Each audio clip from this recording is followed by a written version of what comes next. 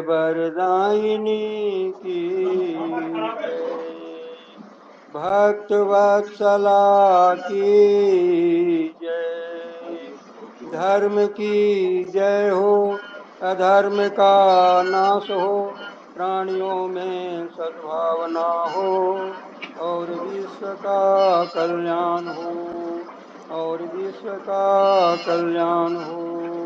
सरस्वती संघ अमर हो, अमर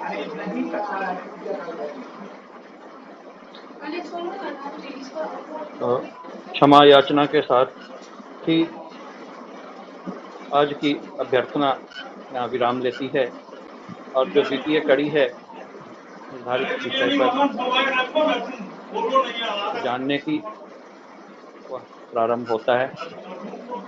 जैसा कि मैंने प्रारंभ में ही कहा था, कुछ कार्य व्यस्तता मेरी है थोड़ी सी, तो अब आगे कंटिन्यू करना मेरे लिए संभव नहीं है।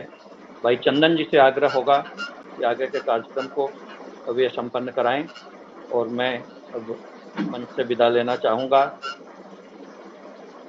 प्रारंभ में उपस्थित अग्रजों के आदेश एवं अनुजों के आग्रह को स्वीकार करते हुए संचालन का दायित्व मैंने यहाँ तक पूरा किया। आगे भाई चंदन जी संभालें। भाई चंदन जी उपस्थित हैं? चंदन जी नहीं है भैया, वो डायरेक्ट विनय भैया ही आगे कार्यक्रम को बढ़ाते चलें और हम लोग उनको सुनेंगे तल्लीनता से।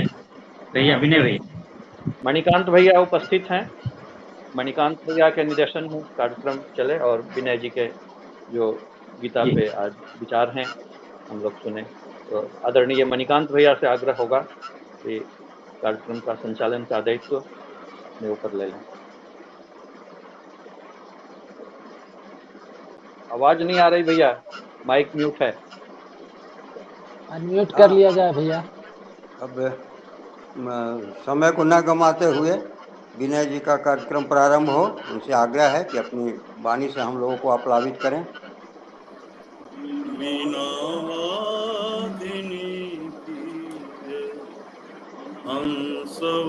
हंसवाहिनी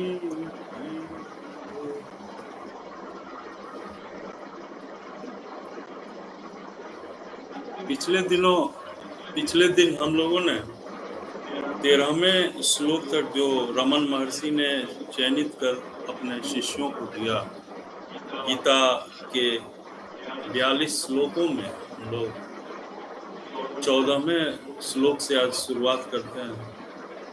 यह अध्याय 16वां का 23वां श्लोक है। कहता है, भगवान कहते हैं, यह शास्त्र विधिर्मुक्ता सृज्य वर्तते काम कारतः सा न सिद्धिमपाप्नोति न सुखम न पराम गतिम। He who discards the scriptural injunctions and acts according to his own whims attains neither perfection nor happiness nor the supreme destination. जो शास्त्रों के आदेश की अवहेलना करता है और मनमाने ढंग से कार्य करता है, उसे ना तो सिद्धि, ना सुख, ना ही परम गति की प्राप्ति होती है। जैसा कि पहले कहा जा चुका है, मानव समाज के विभिन्न आश्रमों तथा वर्णों के लिए शास्त्र विधि दी गई थी। प्रत्येक व्यक्ति को इस शास्त्र विधि विधानों का पालन करना चाहिए।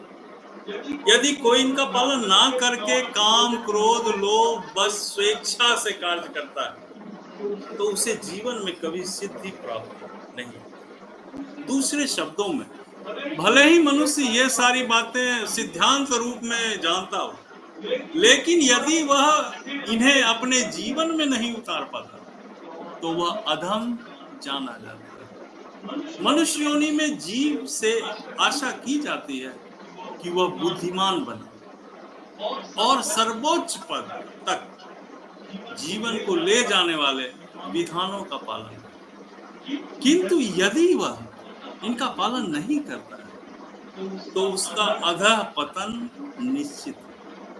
लेकिन फिर भी जो विधि विधानों तथा नैतिक सिद्धांतों का पालन करता है किंतु अंततोगता परमेश्वर को समझ नहीं पाता तो उसका सारा ज्ञान व्यर्थ हो जाता है।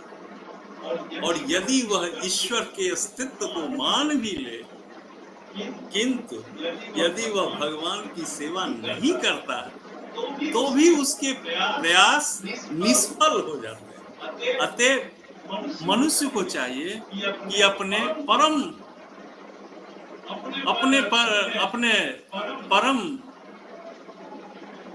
ईश्वर को प्राप्त करने के लिए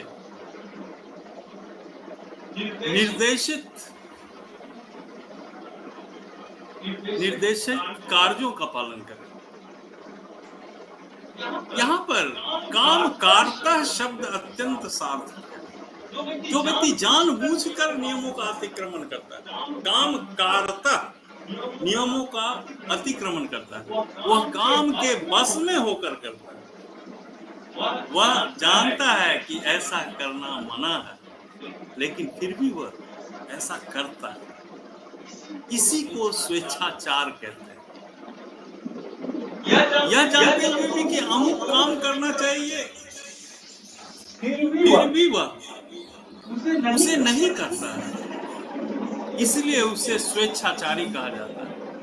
ऐसे व्यक्ति अवश्य ही भगवान द्वारा दंडित होते हैं। ऐसे व्यक्तियों को मनुष्य जीवन की सिद्धि प्राप्ति नहीं होती। मनुष्य जीवन तो अपने आप को शुद्ध बनाने के लिए होता है, किंतु जो व्यक्ति विधि विधानों का पालन नहीं करता वह अपने को ना तो शुद्ध बना पाता ना ही वास्तविक सुख प्राप्त कर पाता। हम लोग का परम सौभाग्य है, मेरा तो विशेष रूप से परम सौभाग्य है कि मुझे अध्ययन करने का मौका मिल रहा है, क्योंकि जीवन में पहली बार मैं आप लोगों के आदेश से मैं यह अध्ययन कर रहा हूँ। और आज रविवार को हम सभी लोग गीता के कुछ श्लोकों का अध्ययन करते हैं। यह हमारा एक अध्ययन है। तो इस अध्ययन में जो यह श्लोक है वो बहुत ही महत्वपूर्ण है।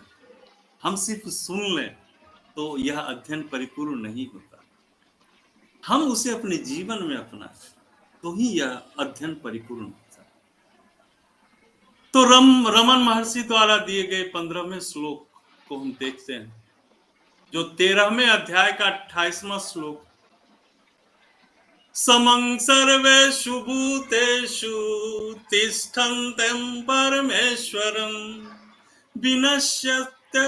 विनश्यत्यं यः पश्यति सो पश्यति।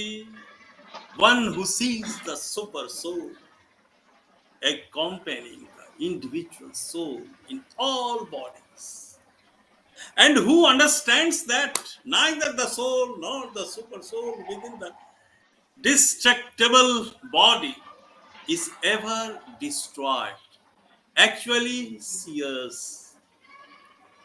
ऋषि कहते हैं कि जो परमात्मा को समस्त शरीरों में आत्मा के साथ देखता है, जो परमात्मा को समस्त शरीरों में आत्मा के साथ देखता है और जो यह समझता है कि इस नश्वर शरीर के भीतर ना तो आत्मा है ना ही परमात्मा है, कभी भी नष्ट नहीं होता, वही वास्तव में देखता है, वही वास्तव में देखता है।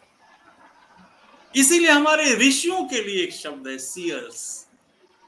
जो व्यक्ति सत्संगति से 3 वस्तुओं को,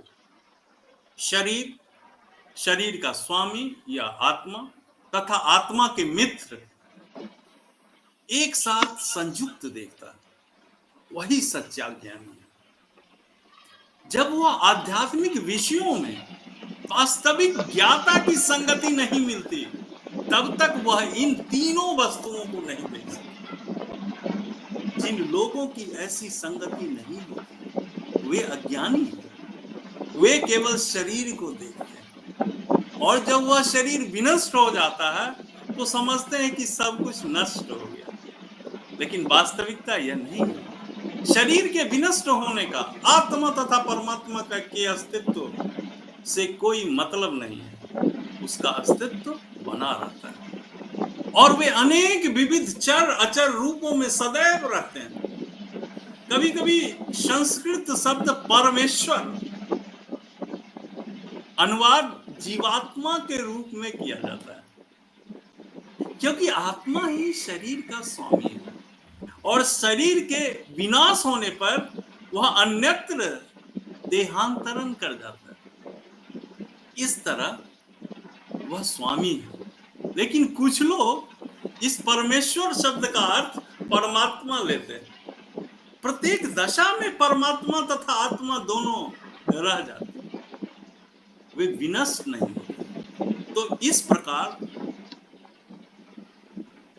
हम लोग कह सकते हैं कि जो ऐसा देखता है वही वास्तव में देख सकता है कि क्या घटित हो रहा है।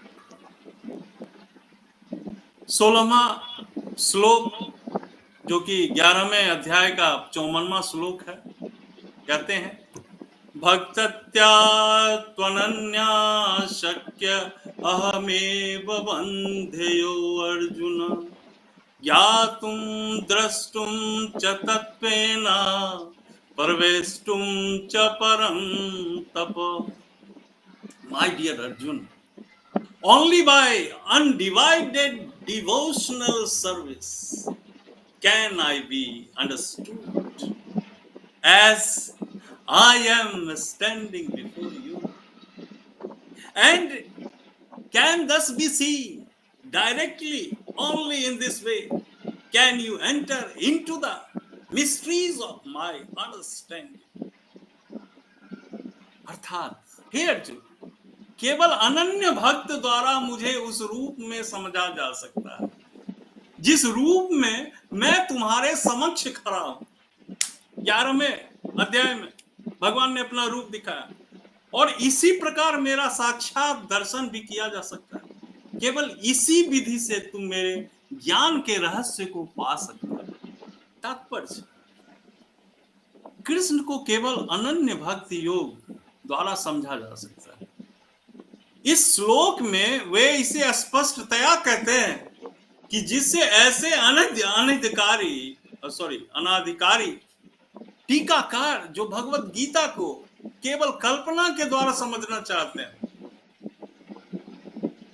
यह जान सकें कि वे समय का अपव्यय कर रहे हैं।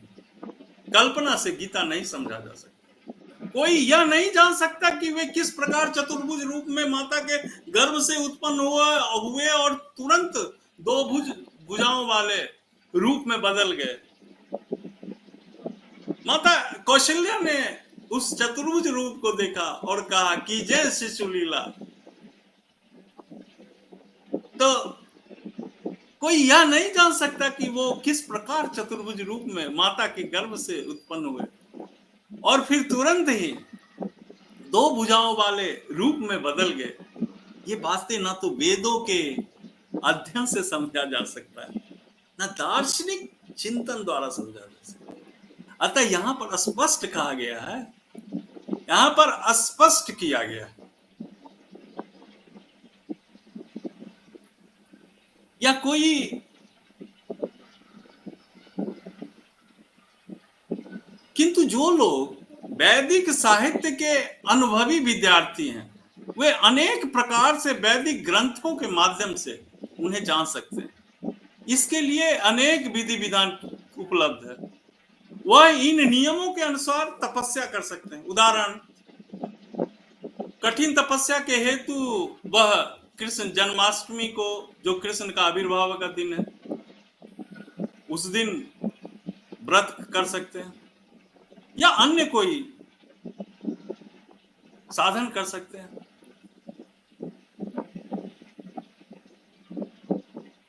नौसिखियों के लिए भगवान की भक्ति करते हुए मंदिर पूजा अनिवार्य कहा गया।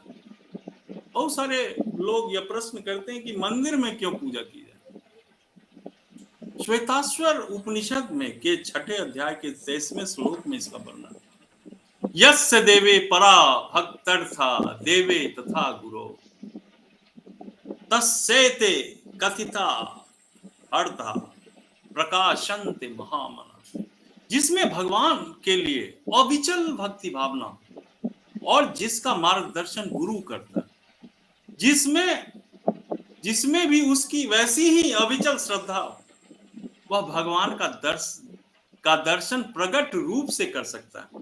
मानसिक चिंतन, इसको मनोधर्म का,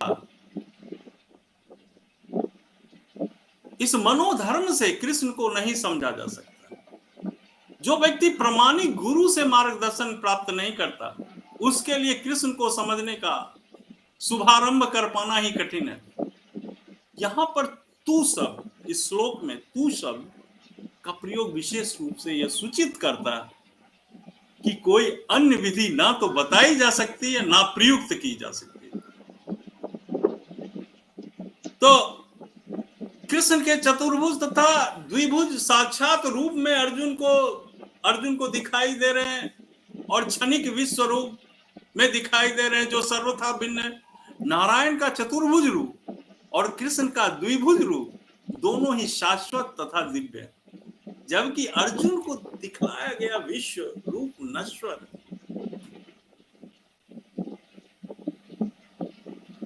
सुदर्शन शब्द का अर्थ होता है देख पाने में सुदूर शशम, जिससे पता चलता है कि इस विश्व रूप को किसी ने नहीं देखा। इससे वह यही पता चलता है कि भक्तों को इस रूप में दिखाने की आवश्यकता भी नहीं है, और इस रूप को कृष्ण ने अर्जुन की प्रार्थना पर दिखाया। तो कृष्ण विश्व रूप से नारायण के चतुर्भुज रूप में और फिर अपने सहज द्विभुज रूप में परिणित होते हैं। इससे यह सूचित होता है कि वैदिक साहित्य में उल्लेखित चतुर्भुज रूप तथा अन्य रूप कृष्ण के आदि द्विभुज रूप से ही उद्भूत हुए। वे समस्त उद्भवों के उद्गम, कृष्ण इनसे भिन्न है। निर्विशेष रूप की कल्पना का तो कुछ कहना ही नहीं है, जहां वो कृष्ण को चतुर्भुज रूपों का संबंध है। वह यह स्पष्ट कहा गया है कि कृष्ण का सर्वाधिक निकट चतुर्भुज रूप जो महाविष्णु के नाम से विख्यात है और कारनार्णव में शयन करते हैं तथा जिनके श्वास और प्रश्वास में अनेक ब्रह्मांड निकलते हैं एवं प्रवेश करते हैं।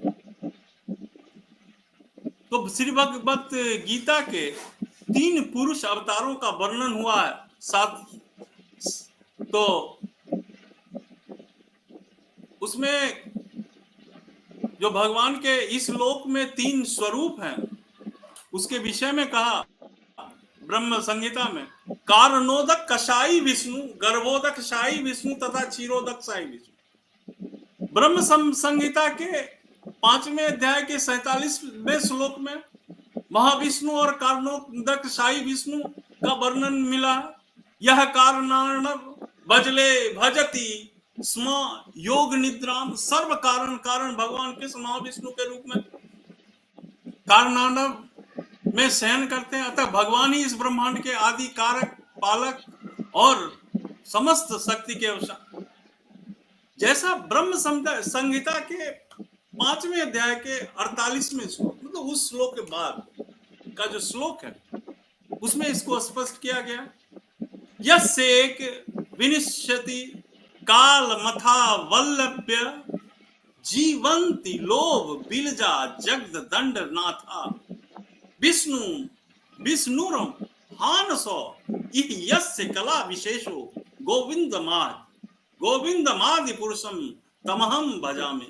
जिनके श्वास लेने से, जिनके अनन्य ब्रह्मांड प्रवेश, जिनके श्वास लेने से जिनमें अनन्य ब्रह्मांड प्रवेश करते हैं तथा पुनः बाहर निकल जाते हैं, वे भगवान विष्णु के अंश के रूप में। अतः मैं गोविंद कृष्ण की पूजा करता हूं जो समस्त कारणों के कारण। अतः विष्णु को चाहिए कि वह कृष्ण के साकार रूप भगवान मानकर पूजे। और हम मनुष्यों को ये चाहिए कि हम उस विष्णु के जो कृष्ण रूप है उसकी हम पूजा करें, क्योंकि वही सच्चिदानंद स्वरूप है। क्या एक शब्द बड़ा ही कोमल शब्द है, सच्चिदानंद, इसकी विशद व्याख्या है। वे विष्णु के समस्त रूपों के उद्गम है, वे समस्त अवतारों के उद्गम और आदि महापुरुष है, जैसा कि भगवत गीता ने पुष्टि की है। और गोपाल तामनी उपनिषद है, उसका भी उद्धरण है। पहले अध्याय का जो पहला श्लोक, उसमें कहा सच्चिदानंद रूपाय कृष्णाय क्लिष्टकारिणे नमो वेदांत वेदाय गुरुवे बुद्धि साक्षिणे। मैं कृष्ण को प्रणाम करता हूँ जो सच्चिदानंद के रूप में, मैं उनको नमस्कार करता हूँ, क्योंकि उनको जान लेने का अर्थ है वेदों को जान लेना। अतः वे परम गुरु। तो जिसे गुरु ना हो, जो किसी को गुरु ना बना पाए, वो कृष्ण को ही अपना परम गुरु हम माने। और उसी प्रकार जैसा प्रभु ने निर्देशित किया है, हम अपना आचरण करें। उसी प्रकरण में कहा गया है कि कृष्ण वे परम देवम, कृष्ण भगवान है। गोपाल तामनी उपनिषद की पहले और तीसरे अध्याय में, एको वशी सर्वज्ञ कृष्ण इडिया, वह कृष्ण भगवान है और पूज्य है। एको अपि सन्न बहुधा योगवत् भाति, कृष्ण एक है किंतु वे अनंत रूपों में और अंश रूप अवतारों के रूप में प्रकट होते हैं। ब्रह्म संहिता के 5वें अध्याय के पहले श्लोक में कहा, अद्भुत है, ईश्वरः परमः कृष्णः सच्चिदानंद विग्रह अनादिरादि गोविंदः सर्व कारण कारणम।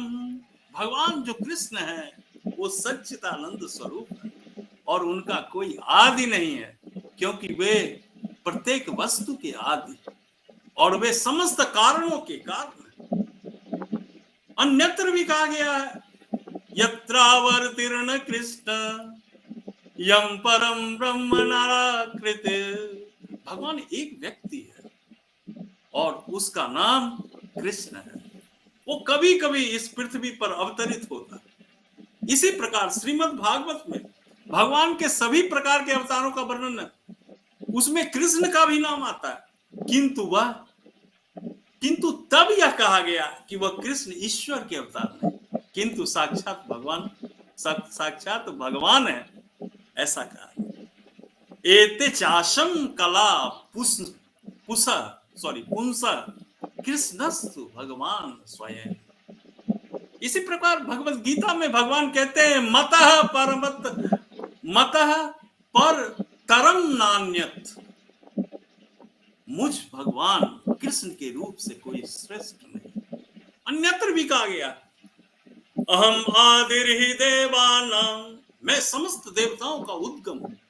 कृष्ण से भगवत गीता ज्ञान प्राप्त करने पर अर्जुन भी इस शब्दों में इसकी पुष्टि करता है और अर्जुन कहता है, परम ब्रह्म परम धाम पवित्रम परमम भवान।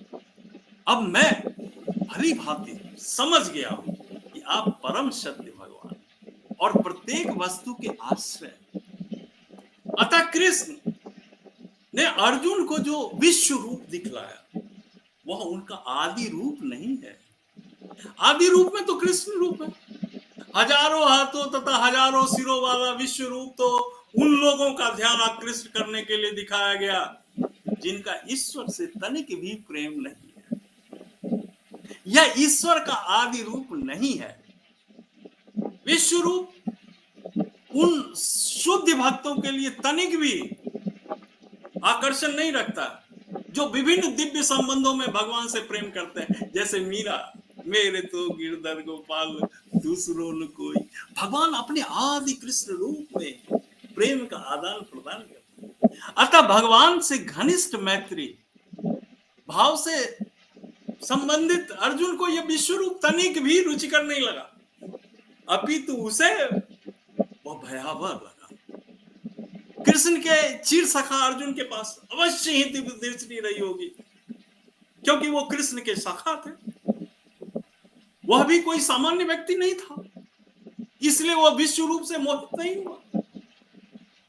यह रूप उन लोगों को भले ही अलौकिक लगे जो अपने को सकाम कर्मों द्वारा ऊपर उठाना चाहते हैं, किंतु भक्ति में रत व्यक्तियों के लिए तो दो भुजा वाले कृष्ण का रूप ही अत्यंत प्रिय है। वीणा वादिनी की जय, हंस वाहिनी की जय। धन्यवाद मित्रों। आज हमने 16वें श्लोक तक का अध्ययन किया और अगले दिन हम लोग 17वें श्लोक से अध्ययन करेंगे। धन्यवाद।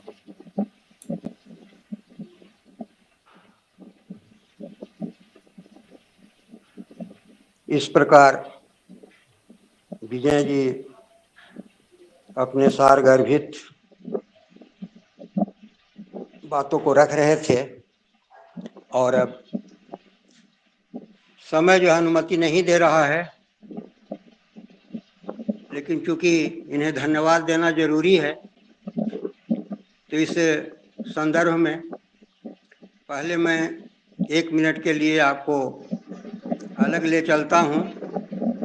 2-3 दिनों से मैं ये पंक्तियाँ गुनगुना रहा हूँ कि श्री हरिकोटा रेंज